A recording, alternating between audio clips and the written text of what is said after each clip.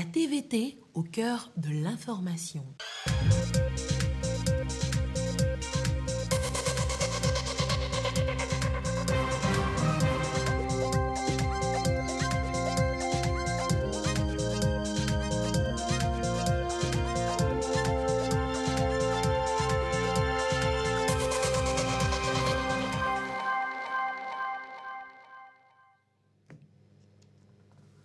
Bonsoir madame, bonsoir monsieur. Voici d'abord les titres de ce journal.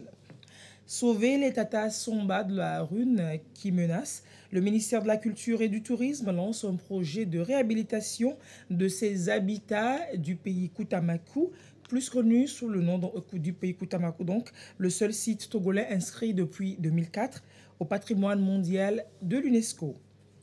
Nous reviendrons dans ce journal sur les efforts de sécurisation de la route au Togo avec cette formation d'1 millier de conducteurs de taxi-moto sur le code de la route.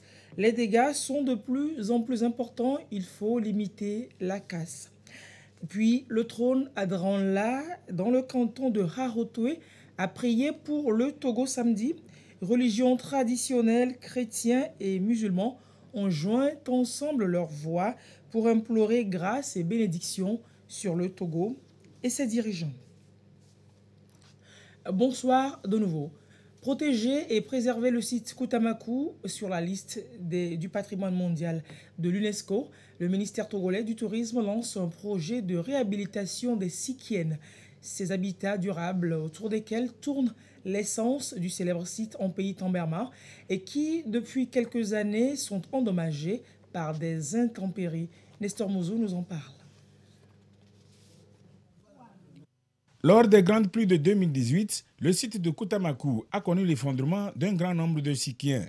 L'UNESCO, qui a inscrit en 2004 l'habitat des Batamariba sur la liste du patrimoine mondial, a en réponse conçu et mis en œuvre un projet intitulé « Amélioration de l'état de conservation du Koutamaku ».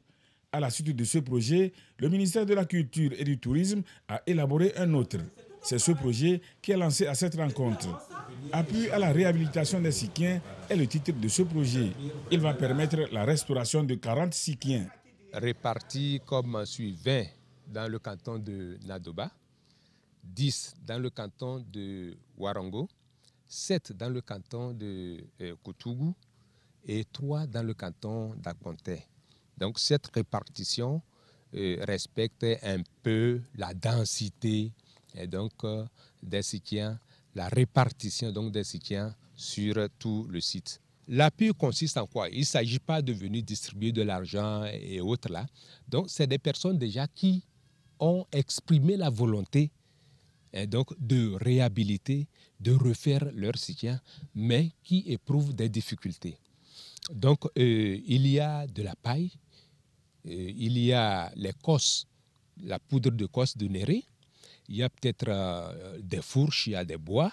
Donc l'appui va consister à justement acquérir ces matériaux de base-là et les mettre à leur disposition. La mise en œuvre du projet appui à la réhabilitation des Sikiens sera aussi marquée par d'autres activités. Il y a le volet sensibilisation des populations sur la nécessité de la préservation des Sikiens et sur les valeurs d'entraide traditionnelles. Il y a également la mise sur pied dans les villages des comités de veille pour contrôler l'état de conservation des Sikiens afin de prévenir d'éventuelles catastrophes. Et l'on va quitter le superbe paysage Tambermar pour Lomé, en essayant quand même de se frayer son chemin prudemment entre les nombreux taxis-motos très actifs, surtout dans les centres urbains. Ils sont une fois encore incriminés dans le lourd et sombre bilan de la sécurité routière récemment présenté et la délégation à l'organisation du secteur informel pour corriger la situation forme plus de 1000 conducteurs de taxi-moto sur le code de la route. Marie-Thérèse Nabédé, Clarisse Atiklé. Ils sont 70 au total, tous conducteurs d'engins à 2 roues. Encadrés par des formateurs assez expérimentés, ils revisitent le code de la route dans la pratique en vue de l'obtention du permis catégorie A. Une initiative du ministère de l'Inclusion financière et de l'organisation du secteur informel avec l'appui de la direction des transports routiers et ferroviaires. Le but, lutter efficacement contre l'insécurité routière grimpante. Cela va contribuer à réveiller les réflexes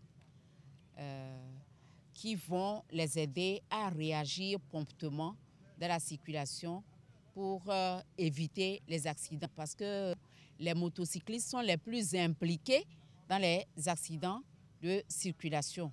Et c'est ce pourquoi l'État est en train de lutter depuis un certain nombre d'années pour inverser la courbe. Les formateurs leur dévoilent ici le secret d'un bon conducteur de moto.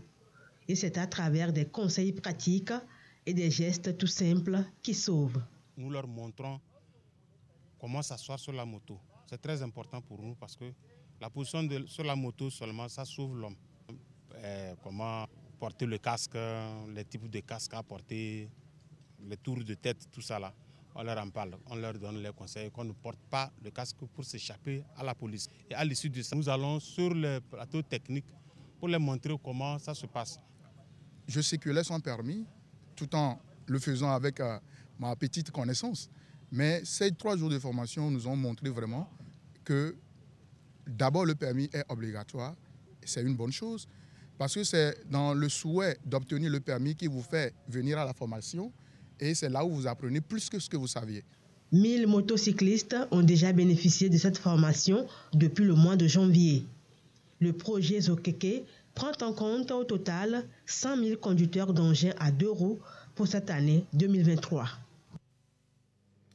Les transports en commun qui demeurent la solution de mobilité la plus pratique et la plus économique pour plus d'un sous nos cieux. Mais le secteur, vous l'avez vu, il est malheureusement régulièrement sous les feux des critiques face aux nombreuses victimes qui s'y comptent. Pourquoi autant d'accidents de la route et quelles autres approches de solutions pour limiter les dégâts?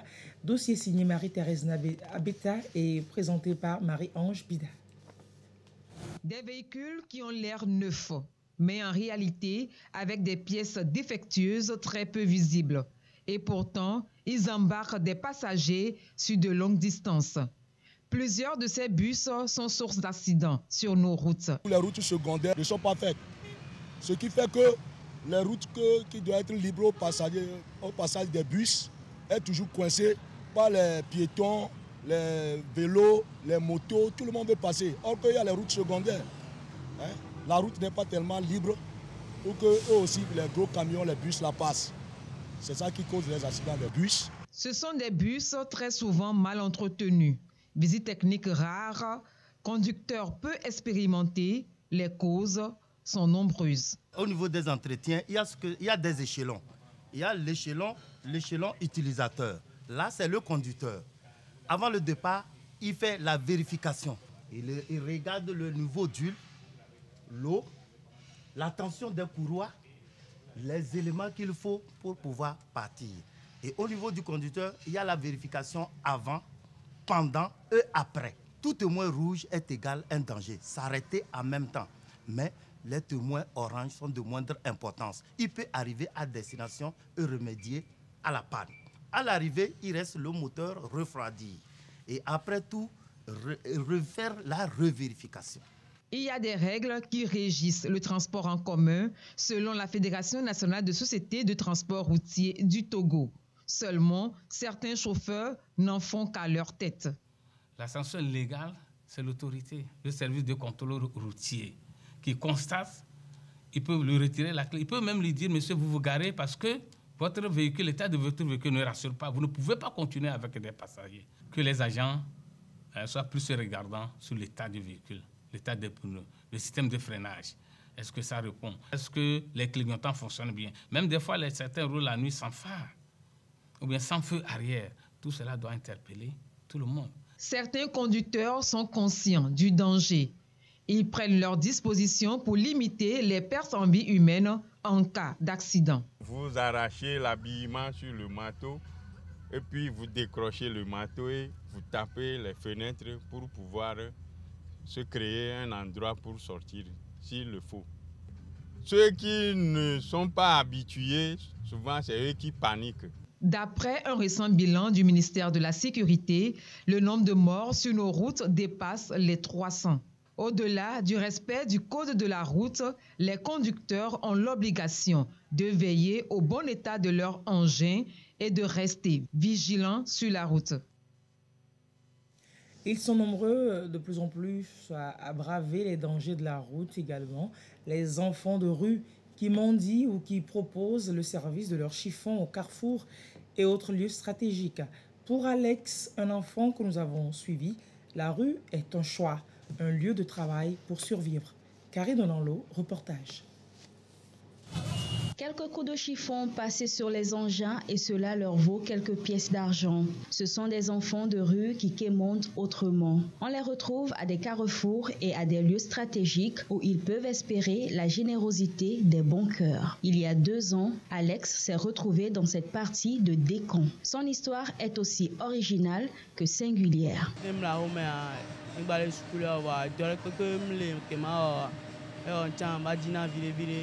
Des chamati sawa neso 1500 2000 2500 la compte quoi après même là 18 ans était kuna wamle maguna pe no te perentinha ente bani le soir la donji bien ma platé là do.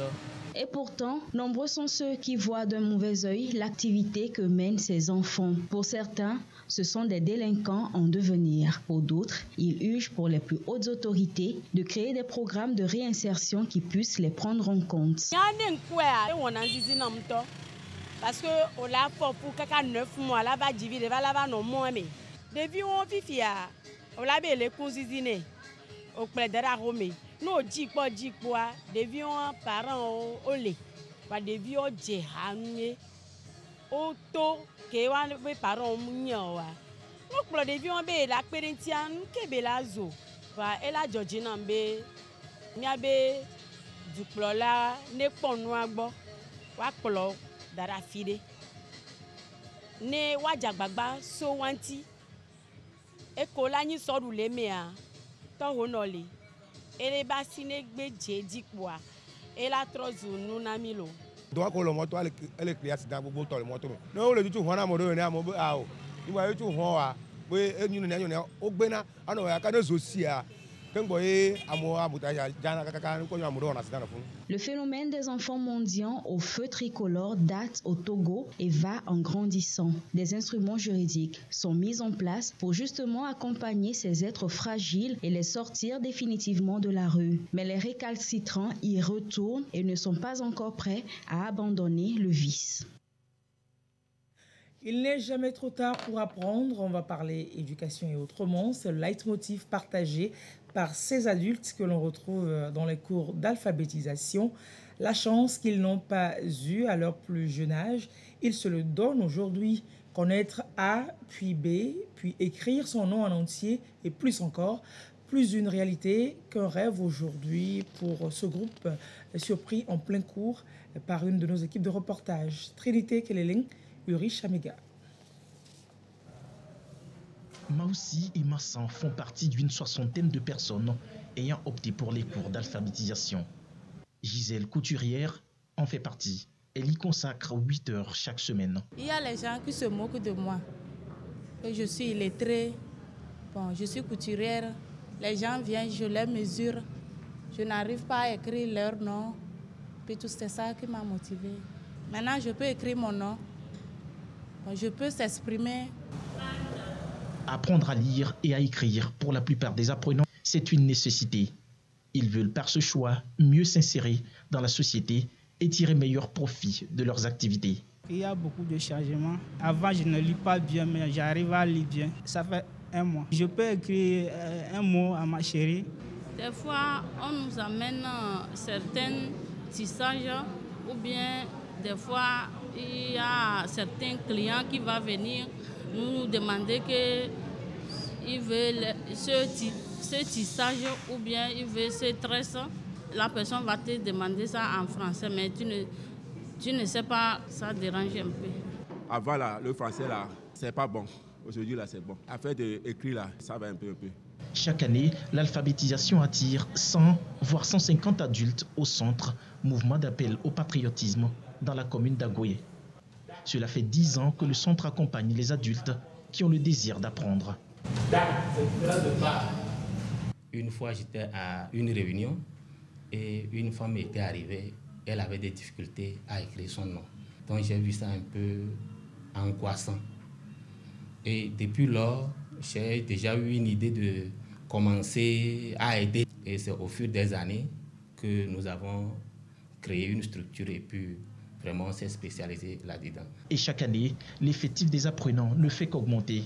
C'est en 2013 qu'on a eu notre agrément pour pouvoir travailler d'une façon officielle. Nous travaillons également avec les enfants déscolarisés, les enfants de rue, on appelle ça ENF, éducation non formelle. On essaie de corriger ça aussi. Notre premier problème, les gens viennent, mais ils n'ont pas les moyens eux-mêmes de s'offrir même un livre qui peut coûter 1000 francs. Merci au ministère de l'Action sociale, de la promotion de la femme et de l'alphabétisation qui s'occupe de ce secteur-là. Plusieurs centres d'alphabétisation sont aujourd'hui opérationnels avec l'ONG à travers le pays pour redonner le goût de l'école à ceux qui n'ont pas eu la chance de l'avoir à leur jeune âge. Comme quoi, il n'y a pas d'âge pour apprendre à lire et à écrire. C'est bien vrai. Et des feuilles de cahier, on va passer aux feuilles de caféier. Nous sommes dans les champs de café d'Amoublo, précisément dans le canton de Sodo, où l'on sait créer de la richesse avec ces graines prisées de par le monde. La coopérative que nous vous emmenons visiter, elle exploite plus de 6 hectares de cette culture de rente. Découvrons avec Dodo Haré.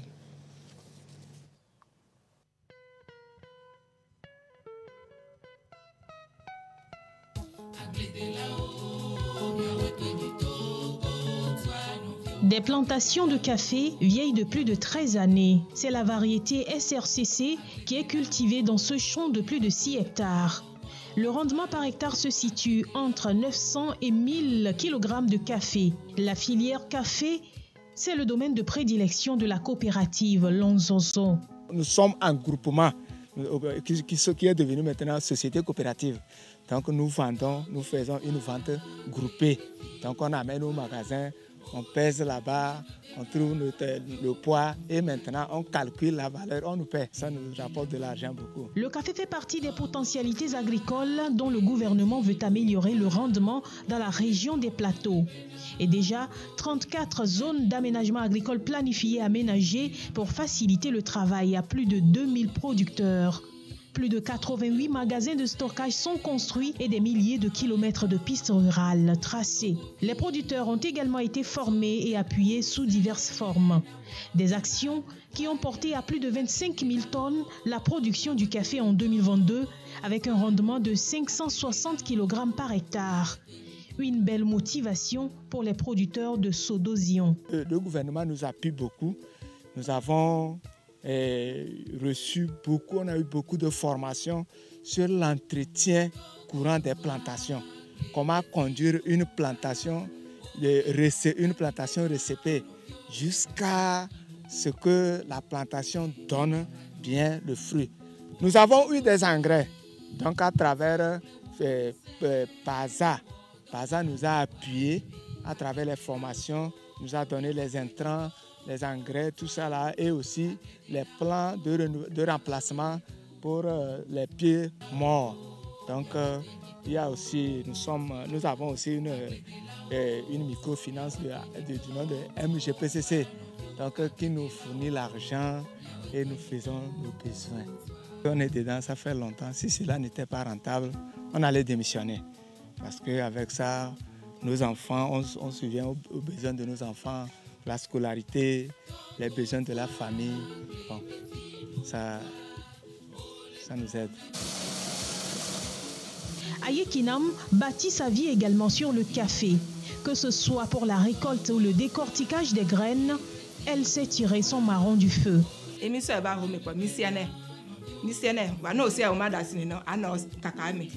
Kaka 8 jours par époux par aloe asoeba moteme miatu no tuzire ka ememu kona na ekpere ole mi amiade o wetro ati okwenke miache ga mi coffee ameko ye miate asoyi magasin ada funupa elatrozo ganani ne miaso miapeku yolo. La plus grosse difficulté de ces producteurs vient des incertitudes du climat. Planter plus d'arbres dans leurs champs, c'est la solution qu'ils ont adoptée. Et hors du Togo, des centaines de migrants subsahariens retournent dans leur pays suite aux actes de xénophobie et autres violences dont ils sont victimes en Tunisie. Maliens et Ivoiriens surtout ont été rapatriés samedi, après donc les Guinéens mercredi. Les ONG parlent d'actes racistes et haineux. Des centaines de migrants d'Afrique subsaharienne ont rejoint samedi leur pays après avoir été rapatriés en avion de Tunisie. Au Mali, 135 ressortissants sont arrivés à Bamako en fin de journée. Ils ont été accueillis sur le tarmac par le ministre des Maliens établi à l'étranger. Je voudrais aussi saluer le peuple tunisien, parce que le peuple tunisien s'est mis en majorité à l'écart de cette situation.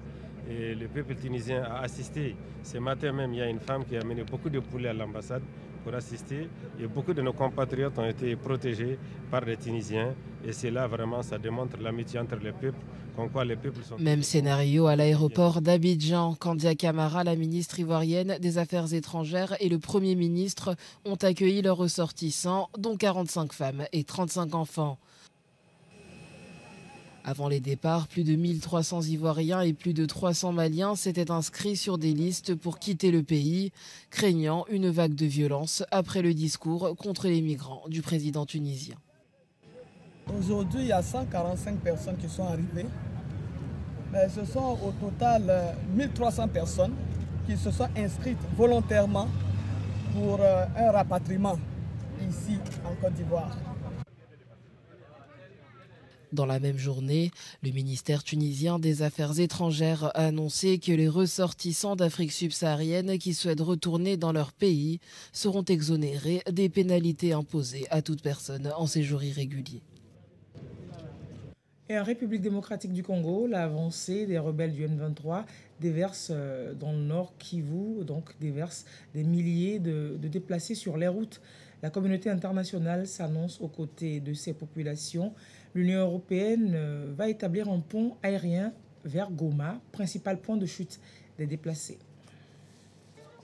Les besoins sont immenses dans ce camp de réfugiés en périphérie de Goma. Il serait 50 000 à s'y entasser dans des conditions exécrables.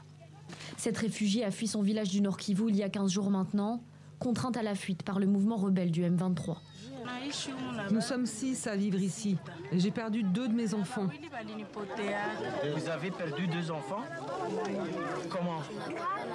Le jour de la fusillade, nous avons tous fui. Nous ne savons pas où ils sont allés. Dans ce camp, les organisations locales tentent d'enregistrer toutes les personnes déplacées pour pouvoir organiser une aide alimentaire d'ores et déjà insuffisante. Au Nord Kivu, 600 000 personnes ont été contraintes à la fuite face à l'avancée du mouvement rebelle du M23. La plupart d'entre eux sont venus à Goma, ville presque entièrement encerclée par les rebelles. L'urgence de la situation a poussé l'Union européenne à annoncer samedi la mise en place d'un pont aérien humanitaire vers Goma, avec le soutien de la France. L'objectif, acheminer une aide humanitaire sous forme de produits médicaux, alimentaires et produits d'urgence. Mardi, la représentante du secrétaire général de l'ONU s'est également rendue sur place pour tenter de rassurer une population qui se sent abandonnée par les organisations. La guerre a des conséquences énormes sur les personnes et les conséquences vont au-delà de ce que l'on voit physiquement. Quasiment toutes les personnes que nous avons vues, d'une manière ou d'une autre, sont des personnes qui sont traumatisées. La France a annoncé aujourd'hui débloquer immédiatement 34 millions d'euros d'aide humanitaire pour venir en aide aux populations qui appellent désespérément à une paix durable dans la région. Une aide à laquelle s'ajoutera les 50 millions d'euros promis par l'Union européenne. Et l'autre visage de l'Afrique est intelligent et s'est créé. Je vous emmène en Afrique du Sud pour découvrir la toute première maison imprimée en 3D. Une maison entière achevée en moins de 24 heures. Une belle histoire d'innovation qui répond à de multiples défis écologiques et puis économiques. Regardez. L'Afrique du Sud souffre d'un cruel manque de logements urbains, estimé à plus de 2,5 millions d'habitations. Pour y répondre, le département ingénierie et sciences de l'Université de Johannesburg a construit la première maison en béton imprimée en 3D du pays. L'imprimante peut réaliser une maison de 6 pièces en moins de 24 heures. L'initiative est née du fait que le ministère des Sciences et de l'Innovation a réalisé qu'il devait aider le ministère du Logement à éradiquer la pénurie de logements. Si les maisons imprimées en 3D restent une technologie relativement nouvelle, des pays en développement comme le Malawi et le Kenya l'expérimentent déjà. En Afrique du Sud, cette méthode de construction devrait permettre de réduire les coûts d'au moins 32% comparé aux matériaux de construction traditionnels. Techniquement, il y a 3 phases et processus. La première phase consiste à développer un modèle de dessin sur ordinateur. Il s'agit en fait de savoir à quoi vous voulez que votre objet ressemble. C'est normalement un architecte qui supervise la conception et ainsi de suite. Une fois que c'est fait, le modèle est converti au format STL, qui est un format imprimable en 3D. Puis ce format est envoyé au robot. Faire fonctionner cette imprimante 3D n'est pas à la portée des personnes non qualifiées.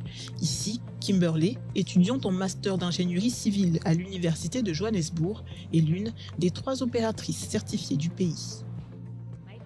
Ma thèse est basée sur le matériau de la biomasse qui sera utilisé pour imprimer des maisons en 3D.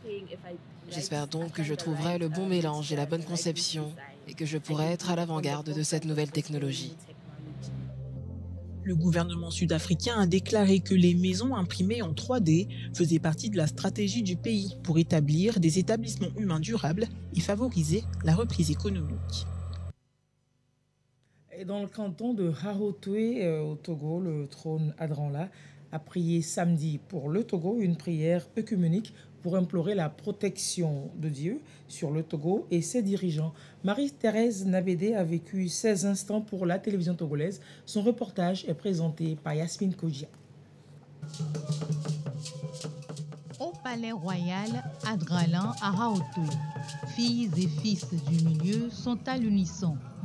Toute obédience religieuse confondue, ils implorent la protection et la grâce du divin créateur sur le président de la République, Faure et Sozemna Gnassingbé, les membres du gouvernement et tous les Togolais.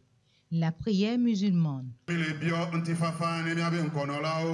traditionnelle et chrétienne